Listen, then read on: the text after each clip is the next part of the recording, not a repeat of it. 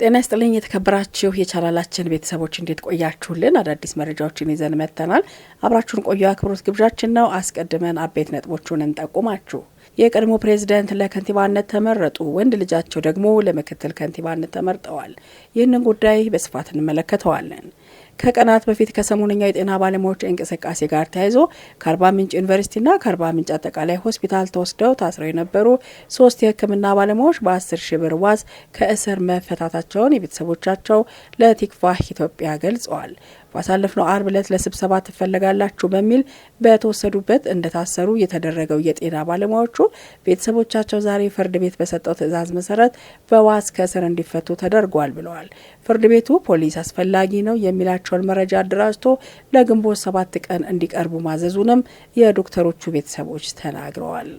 እንደዚሁም ኢትዮጵያውያን ስደተኞች ከጅቡቲ ለመውጣት የ3 ወራት ጊዜ እንዲሰጣቸው ጥያቄ አቅርበዋል። በጅቡቲ የሚኖሩ ሰነድ አልባ ኢትዮጵያውያን ሀገሪቱን ለቀው ለመውጣት የ3 ወር ጊዜ እንዲሰጣቸው ይፋዊ ጥያቄ መቅረቡን በጅቡቲ ያለው የኢትዮጵያ ኮሚኒቲና የሃይማኖት አባቶች ህብረት በጋራ ጠይቀዋል። በእነዚህ አካላት እየተደረገ ያለው ሽምግልና በዜጎች ላይ እንግልትና የመብት ጥሰት እንዳይፈጸም አስተዋጽኦ አድርጓል ብለዋል። ይህንም ጉዳይ በዝርዝር የምንመለከተው ይሆናል። እንደዚሁም እናት ፓርቲ፣ መኢአድ፣ ኢህአፓና እንዲሁም ደግሞ የአማራ ጊዮናዊ ንቅናቄ ገዢው ፓርቲ ከ2018ቱ ጠቅላይ ምርጫ በፊት በአስቸኳይ እውነተኛና ሁሉን አካታች እንዲያስጀምርና የሀገር ውስጥ ቀውሶችን እንዲፈታ ዛሬ በጋራ በወጣው መግለጫ ጥሪ አድርጓል። ፓርቲዎቹ ሰላማዊ የውድድር ሜዳ እንዲፈጠርና ሰላማዊ ትግል ውጤታማ እንዲሆን መንግስት የፖለቲካ እስረኞችን እንዲፈታ ጠይቀዋል። ፓርቲዎች አገሪቱ ከጦርነትና ከግጭት አዙሪት ለመውጣትና የህዝብ ሰቆቃ፣ አፈና፣ ጭቆናና እልቂት ሊቆም የሚችለው ነጻ፣ ፍትሐዊና ተአማኒ ምርጫ በማካሄድ ብቻ እንደሆነም ጠቁመዋል።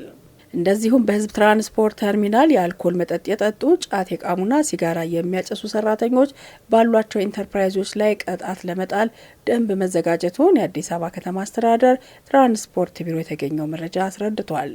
በቢሮ የተዘጋጀው የአዲስ አበባ ከተማ አስተዳደር የተርሚናል አገልግሎት አሰራርና ቁጥጥር ደንብ ቁጥር 186/2017 ተብሎ እንደሚጠራ ሪፖርተር ገልጿል።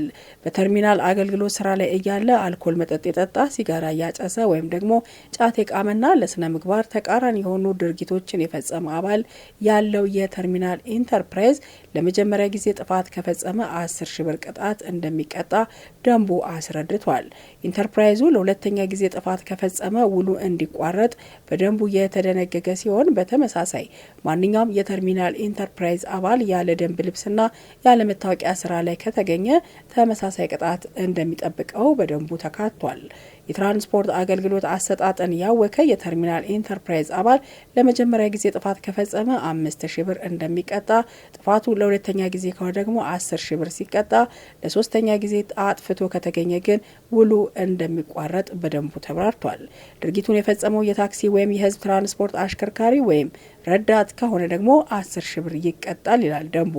በሌላ በኩል የተርሚናል ኢንተርፕራይዝ በአገልግሎት የሚያገኘውን ገቢ 30 በመቶ በዝግ 50 በመቶ በመደበኛ ተንቀሳቃሽ የማህበሩ አካውንት ማስቀመጥ ቢጠበቅበትም 20 በመቶ ለመንግስት ገቢ ያላደረገ ደግሞ ውሉ እንደሚቋረጥ በደንቡ ተደንግጓል። የተከበራችሁ የቻናላችን ቤተሰቦች እነዚህ ለሰዓቱ ያዘጋጀናቸው አበይት መረጃዎቻችን ናቸው። አሁን ለዝርዝር ወደ መረጥናቸው ጉዳዮች እንሻገራለን። በቀዳሚነት የምንመለከተው ኢትዮጵያውያን ስደተኞች ከጅቡቲ ለመውጣት የ3 ወራት ጊዜ እንዲሰጣቸው ጥያቄ አቅርበዋል። በጅቡቲ የሚኖሩ ሰነድ አልባ ኢትዮጵያውያን ሀገሪቱን ለቀው ለመውጣት የ3 ወር ጊዜ እንዲሰጣቸው ይፋዊ ጥያቄ መቅረቡን በጅቡቲ ያለው የኢትዮጵያ ኮሚኒቲና ሃይማኖት አባቶች ህብረት በጋራ ጠይቋል። አንድ የህብረቱ አባል የሆኑ አባት ለቲክቫህ እንደተናገሩት ከሆነ በእነዚህ አካላት እየተደረገ ያለው ሽምግልና በዜጎች ላይ እንግልትና የመብት ጥሰት እንዳይፈጸም ከፍተኛ አስተዋጽኦ አድርጓል ብለዋል። ሰነድ አልባ ዜጎች ከሀገሪቱ ለቀው ይውጡ የሚለው ነገር በሽምግልና ተይዞ ዜጎቻችንን ህጋዊ ነዋሪዎች ለማድረግ ፓስፖርት እንዲያገኙ ለማስቻል ቪዛም እንዲሰጣቸው ቀደም ሲል የሰጠው የ1 ወር ቀነ ገደብ ወደ 3 ወር እንዲራዘም ነው የጠየቅነው ብለዋል። ይህንን ጥያቄ ለሀገሪቱ ፕሬዝዳንት ጽህፈት ቤት፣ ለሀገር ውስጥ ጉዳይ ሚኒስቴርና ለውጭ ጉዳይ ሚኒስቴር በደብዳቤ አቅርበናለን ብለዋል። ዜጎቻችን በቂ ዝግጅት አድርገው ከሀገር እንዲወጡ አሊያም ደግሞ ህጋዊ እንዲሆኑ ቀኑ ይራዘምላቸው የላቸውም ብለናል።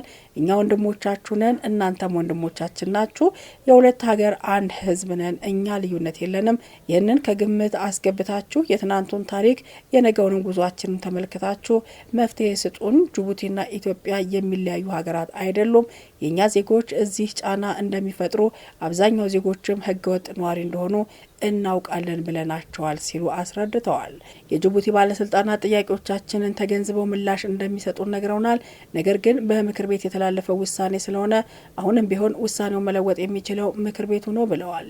ነገር ግን በዚህ የሽምግልና ሂደት ውስጥ ፖሊሶች ቤት ለቤት እየገቡ ሁከት እንዳይፈጥሩና በቤት ውስጥ ሰው እንዳይዙ ተደርጓልም ሲሉ አስረድተዋል።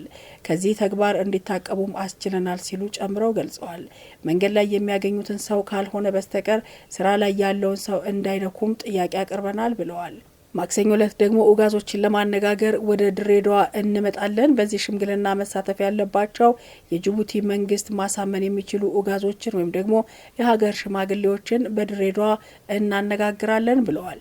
እነዚህ ኡጋዞች እንደዚህ አይነት ሁኔታ ሲያጋጥማቸው በራሳቸው ህግ ያስተካክላሉ። ኡጋዞቹ ወደ ሀገር መንግስት በሽምግልና ለመላክ ነው እየሰራን ያለ ነው ሲሉ አስረድተዋል። የኛ ሽምግልና ከየትኛው መንገድ የተሻለ ሆኗል፣ አሳክተነዋልም ብለዋል። ሰነድ አልባ ዜጎቻችን ህገ ወጦች ናቸው ሲሉን ህገ ወጥ ሰውነት የለም ህገ ወጥ አካሄድ እንጂ ብለንም ተከራክረናል ሲሉ አስረድተዋል። ወደ ቀጣዩ መረጃ እንሻገራለን። የቀድሞ የፊሊፒንስ ፕሬዝዳንት ዱተርቴ ኔዘርላንድ ዘሄግ ውስጥ በእስር ላይ ያሉ በተደረገ ምርጫ ከፍተኛ ድምጽ በማግኘት የሀገሪቱ አንድ ከተማ ከንቲባ ለመሆን ተመርጠዋል። የቀድሞ ፕሬዝዳንት ፊሊፒንስን እየመሩ በነበረበት ጊዜ በሺዎች የሚቆጠሩ ሰዎች በተገደሉባቸው ጸረ አደንዛዥ ዘመቻዎች ወቅት በሰብአዊነት ላይ ተፈጽመዋል በተባሉ ወንጀሎች ተከሰው ከሀገራቸው ተይዘው በዓለም አቀፉ ወንጀል ፍርድ ቤት በቁጥጥር ስር ይገኛሉ። ባለፈው መጋቢት ወር ከሀገራቸው ዋና ከተማ ማኒላ ተይዘው ወደ ኔዘርላንድ የተወሰዱት የቀድሞ ፕሬዝዳንት ትናንት ሰኞ በተካሄደ ምርጫ ከተቆጠሩ 80 በመቶ ድምጾች አብዛኛውን ለማግኘት ችለዋል። ዱተርቴና ቤተሰቦቻቸው በደቡባዊ ፊሊፒንስ የምትገኘው ደሴት ከተማ የሆነችው የዳቮ ከንቲባነት ቦታ ከዚህ ቀደም በተደጋጋሚነት ሲያሸንፉ ቆይተዋል። በአሁኑ ምርጫ የቀድሞ ፕሬዝዳንት ከተፎካካሪያቸው 8 እጥፍ የሚልቅ ድምጽ አግኝተው ማሸነፋቸው እየተዘገበ ነው። የ80 ዓመቱ የቀድሞ ፕሬዝዳንት አሁን እየተካሄደ ባለው ምርጫ ዘመን አጋማሽ ላይ በተካሄደ ምርጫ ማሸነፋቸውን በከተማ ውስጥ ያላቸው ተጽዕኖ የሚያመላክት ነው ተብሏል። ከአውሮፓውያኑ 2016 እስከ 2022 ለ6 ዓመታት የፊሊፒንስ ፕሬዝዳንት ሆነው በሰሩበት ጊዜ በወንጀልና በእጽ ዝውውር ላይ ጠንከር ያለ እርምጃ በመውሰድ የሚታወቁት ዱተርቴ ባሸነፉባት ከተማ ነዋሪዎች ዘንድ ከፍተኛ ዝናን አተርፈዋል። በወንጀል እጽ አዘዋዋሪ ቡድኖች ላይ እንዲወሰድ ባደረጉት ጭካኔ የተሞላበት እርምጃ የሙገሳ ቅጽል ስሞችን ያገኙት የቀድሞ ፕሬዝዳንት በሰብአዊ መብት ተሟጋቾች ዘንድ ከህግ ውጭ የሚወሰዱ ናቸው ባሏቸው እርምጃዎች ሲከሰሱ ቆይተዋል። በፊሊፒንስ ከፖለቲካ ውጪ ተጽዕኖ ያላቸው ዱተርቴ ብቻ ሳይሆኑ ልጃቸውም ጭምር በሀገሪቱ ፖለቲካ ውስጥ ጉልህ ሚና አላቸው። ሴት ልጃቸው ሳራ ዱተርቴ የሀገሪቱ ምክትል ፕሬዝዳንት ሲሆኑ በቀጣይ ምርጫ ለፕሬዝዳንትነት ለመወዳደር እየተዘጋጁ እንደሆነ ይነገራል። ወንድ ልጃቸው ደግሞ አባታቸው ያሸነፉበት ከተማ ከንቲባ የነበሩ ሲሆን አሁን ለምክትል ከንቲባነት ተመርጠዋል። እየተካሄደ ባለው የምርጫ ዘመን አጋማሽ ምርጫ ላይ የተለያዩ ምክር ቤቶች መቀመጫዎች ውድድር የተደረገባቸው ሲሆን የቀድሞ ፕሬዝዳንት አጋሮች ተጨማሪ ቦታ እንዲያገኙ ይጠበቃል። ከፍተኛ ህዝባዊ ድጋፍ ያላቸው የቀድሞ ፕሬዝዳንት ዱተርቴ ከሀገራቸው ተይዘው ወደ ኔዘርላንድ ከተወሰዱ ከ2 ወራት በኋላ በተካሄደ ምርጫ እስካሁን በተቆጠረ ድምጽ የእሳቸውና የቤተሰቦቻቸው ጠንካራ ይዞታዎች በሆነው በደቡባዊ የፊሊፒንስ ክፍል የበላይነታቸውን አጠናክረዋል። የቀድሞ ፕሬዝዳንት ከዋና ከተማዋ ማኒላ ተይዘው ወደ አውሮፓ ፍርድ ቤት የተወሰዱት ሴት ልጃቸው ምክትላቸው የሆኑት የሀገሪቱ ፕሬዝዳንት ማርኮስ ጁኒየር ፈቃድ ሰጥተው በመሆኑ በምክትላቸውና በፕሬዝዳንቱ መካከል ቅራኔ ያላብሶታል። በዚህ የተነሳ ዱተርቴ ሴት ልጃቸው እንዲከሰሱ የፕሬዝዳንቱ አጋሮች በሀገሪቱ ምክር ቤት ውስጥ የውሳኔ ሀሳብ አቅርበው አጽድቀዋል።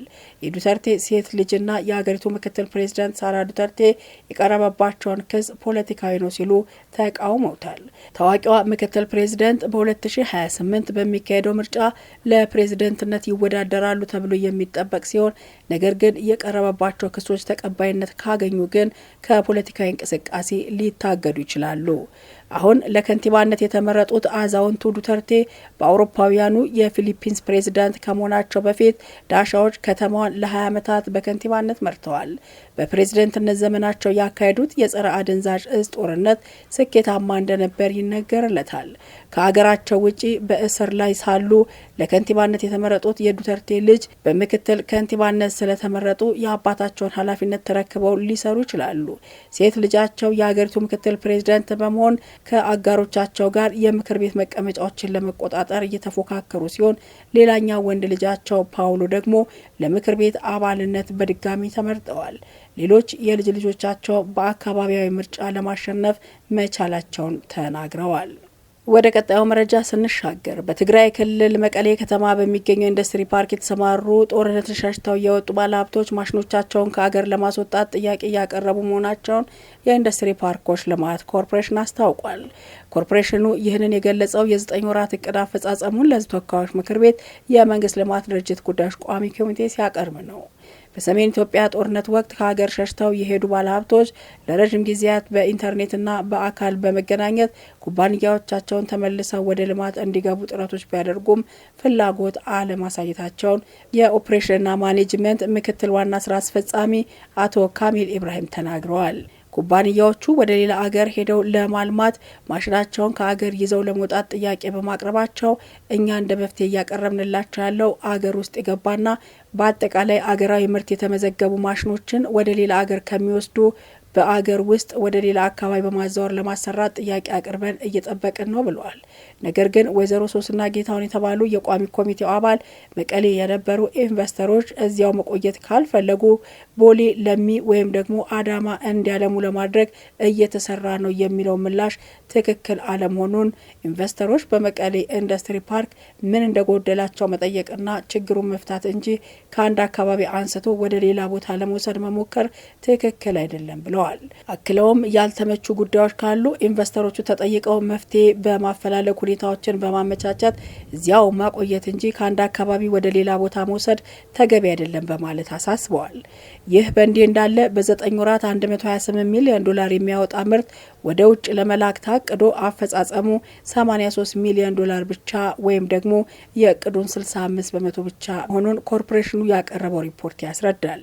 የኢንዱስትሪ ፓርኮች ልማት ኮርፖሬሽን ዋና ስራ አስፈጻሚ ዶክተር ፍስሐ ይታገሱ በ9 ወራት ለታየው የውጭ ምንዛሬ ማነስ ምክንያቱን ሲያብራሩ በግጭትና በአጎዋ እገዳ ሳቢያ ገቢ የመጨመር ሳይሆን የአውሮፓ አቆጣጠር ከ2021 ጀምሮ የመቀነስ ሁኔታ እየታየ እንደነበር ተናግረዋል። ኢንቨስትመንት ሰላምና መረጋጋት የሚፈልግ በመሆኑ በሰሜኑ ጦርነት ምክንያት አዳዲስ ኢንቨስትመንቶች የመምጣት እዚያ የነበሩ የመቀጠልና መልሶ ስራ የማስጀመር ጉዳይ በመቀሌ ብቻ ሳይሆን በሰሜን ኢትዮጵያ ባሉ ፓርኮች ተግዳሮት አጋጥሟል ያሉት ዶክተር ይታገሱ ጦርነት እያለ ኢንቨስትመንት የሚታሰብ አለመሆኑን ልናስብበት ይገባል ብለዋል።